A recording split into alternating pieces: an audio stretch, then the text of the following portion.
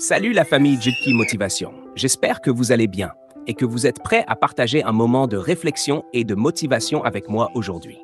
Ici, on ne parle pas seulement d'actualité, mais on cherche ensemble l'inspiration, la force et le courage pour avancer dans nos vies. Avant d'aller plus loin, n'oublie pas de t'abonner à la chaîne, d'activer la cloche de notification et de laisser un gros pouce bleu pour soutenir le mouvement.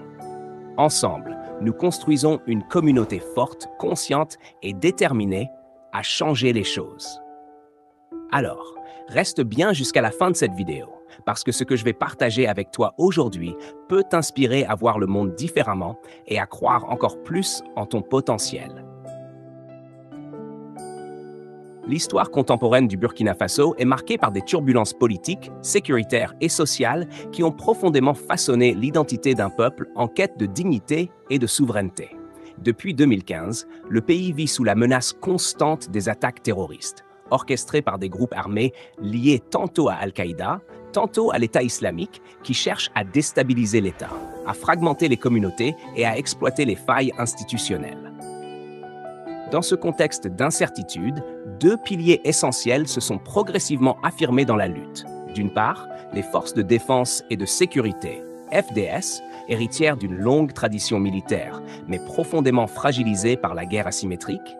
Et d'autre part, les volontaires pour la défense de la patrie, VDP, une innovation nationale mobilisant directement les populations dans l'effort sécuritaire.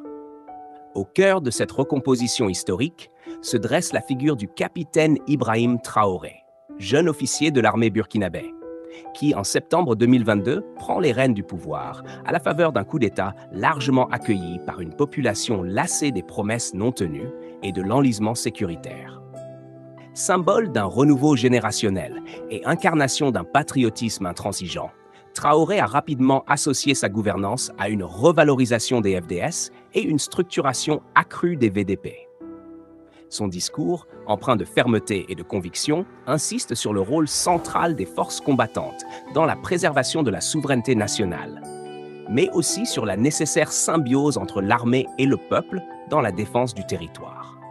Cette dissertation propose une analyse approfondie de la relation entre le capitaine Ibrahim Traoré, les FDS et les VDP, en mettant en évidence le contexte historique, les dynamiques institutionnelles, les défis stratégiques et les perspectives d'avenir. Ibrahim Traoré, itinéraire d'un capitaine au destin singulier. 1. Origine et formation. Né en 1988 dans la région de Mouhoun, Ibrahim Traoré appartient à cette génération d'Africains qui ont grandi dans un contexte de mondialisation, de mutation sociale et de crise politique récurrente. Issu d'une famille modeste, il poursuit ses études primaires et secondaires dans des établissements publics avant de s'orienter vers une carrière militaire. Brillant, discipliné et animé d'un esprit patriotique, il réussit le concours d'entrée dans l'armée burkinabé et gravit progressivement les échelons. Sa formation militaire est renforcée par une expérience sur les terrains difficiles, notamment au Mali dans le cadre de missions conjointes. Il y acquiert une connaissance pratique de la guerre asymétrique, observe les stratégies des groupes terroristes, mais constate aussi les limites d'une armée mal équipée et dépendante des soutiens extérieurs. Ce vécu nourrit sa conviction. Seul un sursaut interne, porté par un leadership ferme et une mobilisation populaire, peut sauver le Burkina Faso. 2. L'ascension politique et militaire.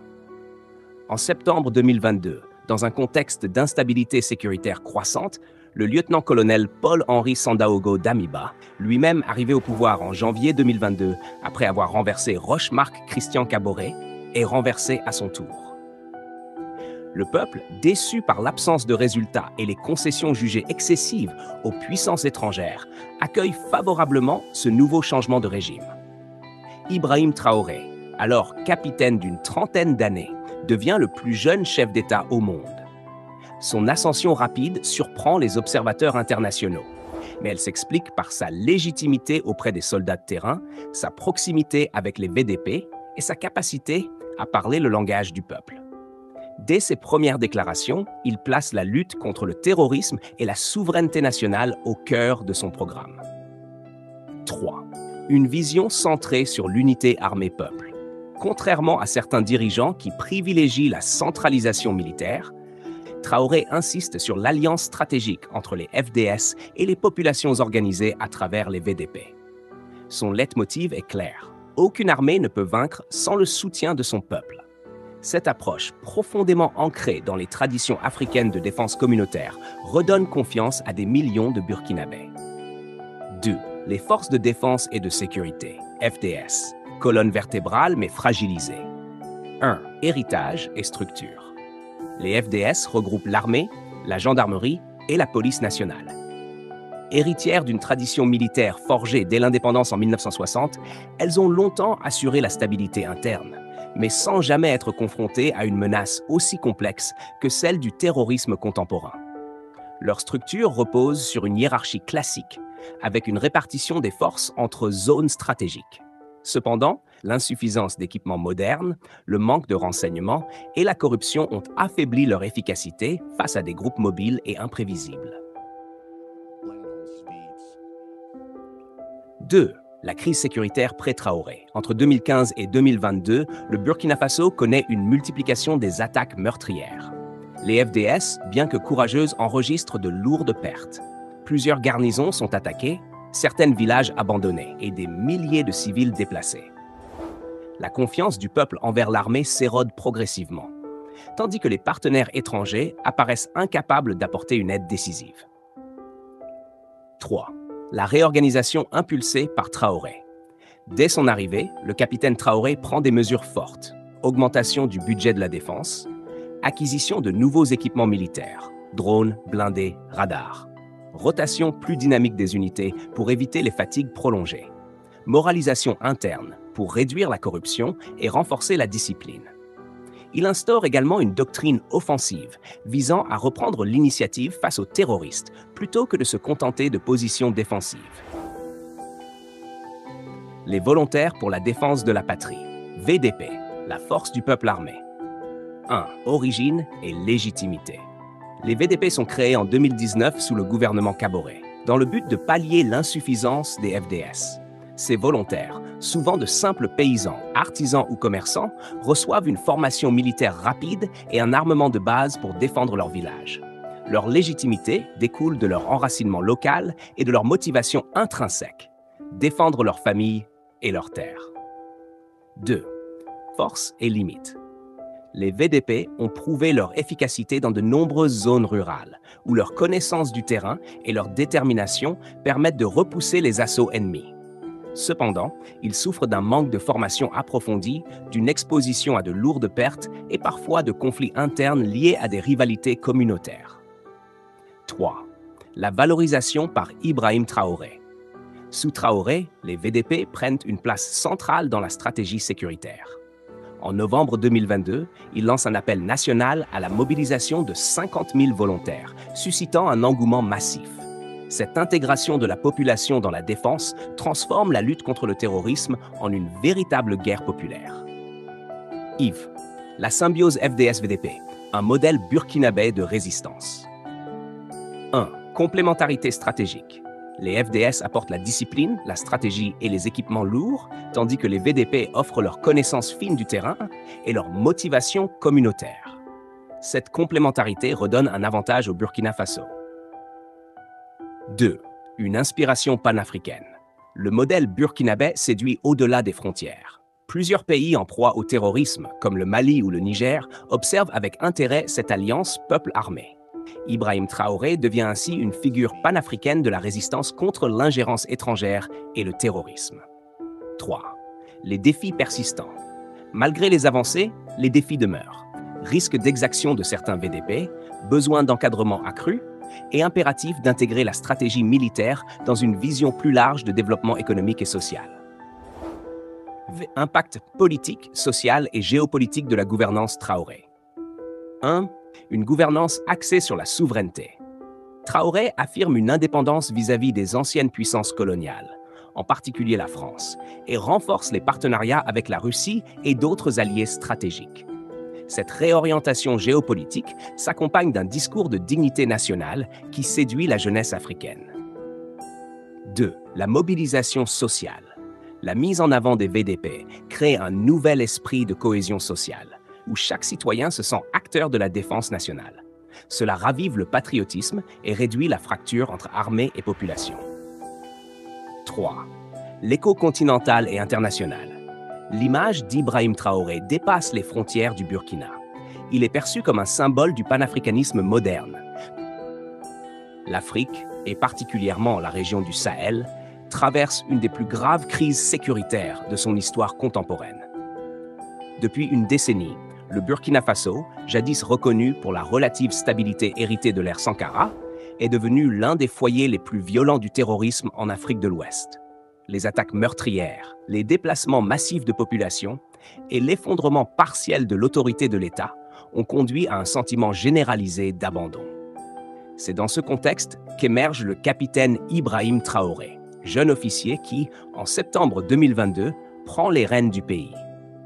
Contrairement à certains de ses prédécesseurs, il ne se contente pas de promesses ou de discours diplomatiques. Sa stratégie repose sur un choix radical. Faire de la guerre contre le terrorisme une guerre du peuple en associant les forces de défense et de sécurité, FDS, aux volontaires pour la défense de la patrie, VDP. Ce choix, qui paraît risqué à première vue, repose sur une vision claire. Sans mobilisation populaire, aucune armée africaine ne peut vaincre une menace aussi diffuse et enracinée que le terrorisme. Le Burkina Faso se lance ainsi dans une expérience inédite qui pourrait redéfinir l'avenir des luttes de libération sur le continent. Ibrahim Traoré, un leadership façonné par le terrain. 1. L'expérience du terrain comme école. Contrairement à certains dirigeants qui arrivent au pouvoir par carrière politique, Ibrahim Traoré s'est formé dans la dure réalité du terrain. Engagé dans les zones rouges du Burkina Faso, il a vu ses camarades tomber, ses villages brûler et ses concitoyens fuir. C'est ce vécu qui l'a forgé. Pour lui, la guerre n'est pas une abstraction stratégique. Elle est vécue au quotidien par des familles paysannes, par des soldats sous-équipés, par des volontaires parfois armés de simples fusils de chasse. 2. Un discours direct et mobilisateur. Traoré parle un langage que comprend le peuple. Loin des formules diplomatiques, il appelle les Burkinabés à défendre la patrie, coûte que coûte. Ce ton tranche avec la rhétorique habituelle des élites. Il inspire confiance et incarne un nouveau style de leadership africain, enraciné dans le patriotisme et la proximité avec les populations. 3. Le pari de la jeunesse. À un peu plus de 34 ans, il est le plus jeune chef d'État du monde. Cette jeunesse, loin d'être un handicap, devient un atout. Il symbolise la relève, le refus de l'immobilisme et la capacité d'innovation. 2. Les forces de défense et de sécurité, piliers d'un État en guerre. 1. Une armée héritière mais fragilisée. Depuis l'indépendance en 1960, l'armée burkinabé a souvent joué un rôle politique majeur. Mais elle a été conçue à l'origine pour des menaces classiques, guerres interétatiques, maintien de l'ordre, non pour une guerre asymétrique. Les groupes armés terroristes, mobiles, insaisissables et appuyés par des réseaux transnationaux ont révélé les faiblesses des FDS. Manque de formation spécialisée, déficit en renseignement, dépendance vis-à-vis de partenaires étrangers. 2. La réforme sous Traoré. Dès 2022, une série de réformes est mise en place. Augmentation substantielle du budget militaire, acquisition de drones et d'armements modernes, renforcement du renseignement, moralisation de la chaîne de commandement pour réduire la corruption. Les FDS sont redéployés sur des bases stratégiques, avec un accent sur l'offensive. Plutôt que d'attendre l'ennemi, elles reprennent l'initiative. 3. L'enjeu de la discipline et du moral. Traoré met aussi l'accent sur le moral des troupes. Il multiplie les visites de terrain, partage les repas avec les soldats et insiste sur l'unité. Ce style direct renforce la cohésion et la confiance dans le commandement. Les volontaires pour la défense de la patrie, la force du peuple. 1. Une invention née de la nécessité. Créée en 2019, les VDP répondent à une urgence. L'armée, seule, ne pouvait plus couvrir l'immensité du territoire attaqué. Le principe est simple. Chaque citoyen peut devenir défenseur de son village, après une formation rapide. 2. Une armée populaire en gestation. Sous Traoré, les VDP passent du statut d'appoint à celui de force stratégique. En novembre 2022, il lance un appel massif à la mobilisation de 50 000 volontaires. La réponse est immédiate. Des dizaines de milliers de jeunes, de femmes et même de vieux se portent candidats. Hashtag 3. Les risques et critiques.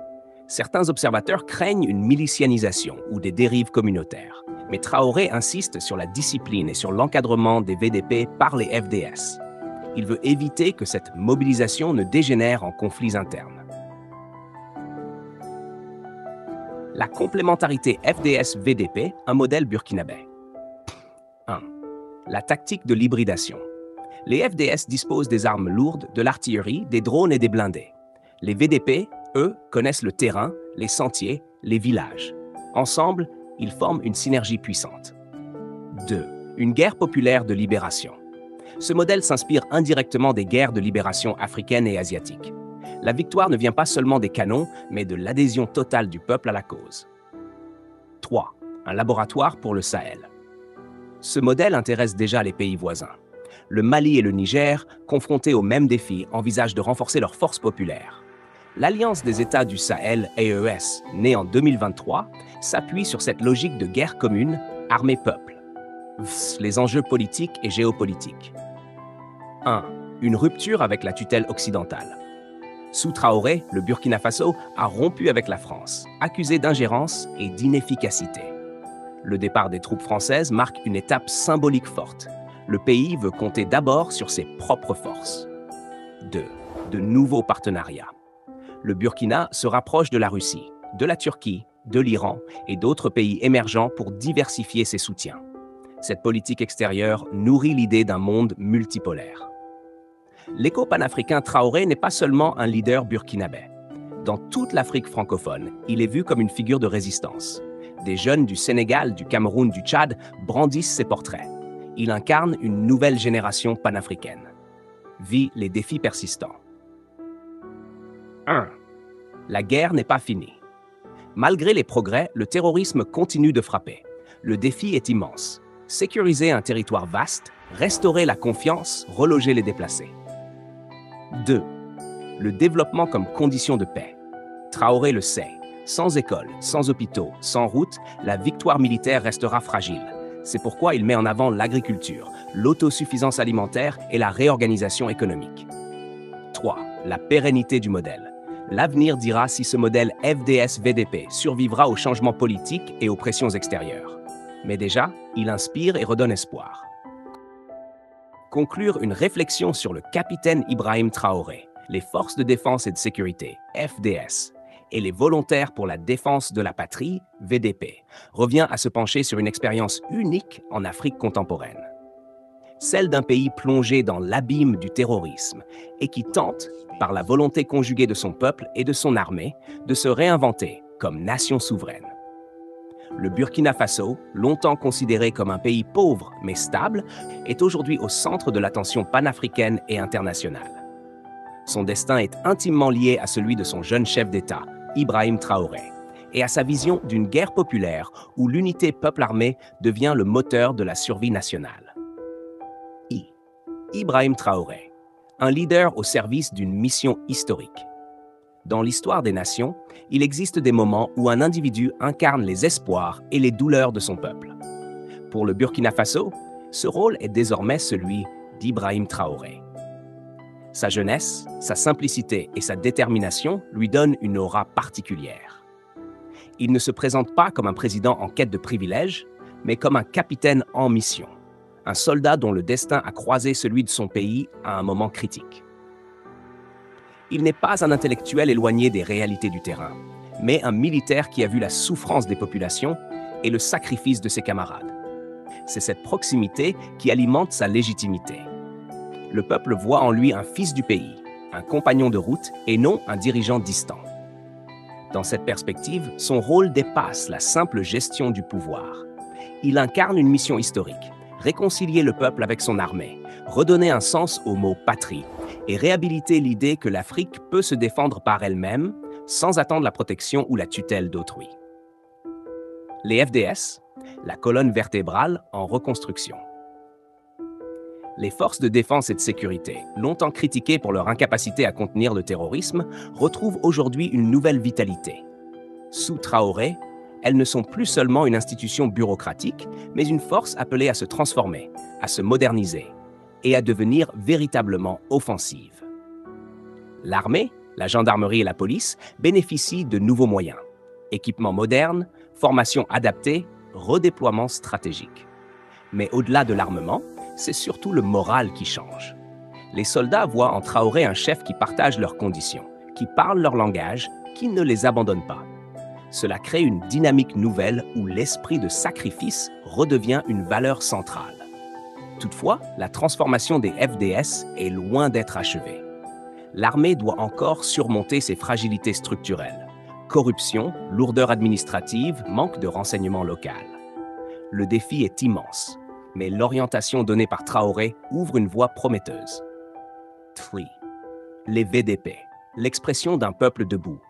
Si l'armée est la colonne vertébrale, les VDP sont l'âme de la résistance.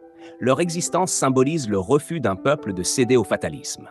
Paysans, commerçants, jeunes chômeurs ou anciens militaires à la retraite, tous se lèvent pour défendre leur village, leur famille, leur dignité. Sous la gouvernance de Traoré, les VDP passent du rôle secondaire à celui de force centrale. Leur nombre augmente, leur organisation se renforce et leur reconnaissance sociale s'élargit. Ils ne sont plus vus comme des supplétifs, mais comme de véritables combattants du front intérieur. Certes, les risques existent. Manque de formation, pertes massives, dérives possibles. Mais dans l'ensemble, les VDP sont la preuve tangible que la lutte contre le terrorisme n'est pas seulement une affaire d'État, mais l'affaire de toute une nation.